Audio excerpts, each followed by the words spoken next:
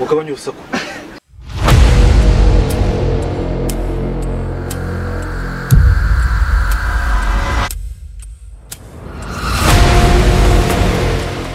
Ahantu umuntu wari wese yakubona yatangiye kugucika.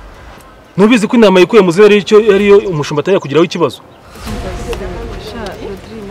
Ntabwo ndi umukobwa wo guhagarara mu muhanda rwose ngo tuganire. Ntabwo bikunda tu. Ase Joy, come on. Nusaba umwanya ukawunyima. Ase udufaranga ukorera 120 kugira byibuze ndebe ko byibuze nawe watera imbere ukubaka urugo.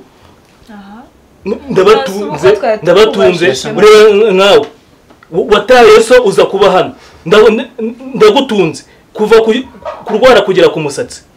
Ejo ngushakira akazi ubaye neza mwa muri kunyura mu mutwe njye ndafite stress zanjye mafite icyo abasa akazi ibyo akazi birabareba cyo kuje kuza bari kudusinzi twishinzoga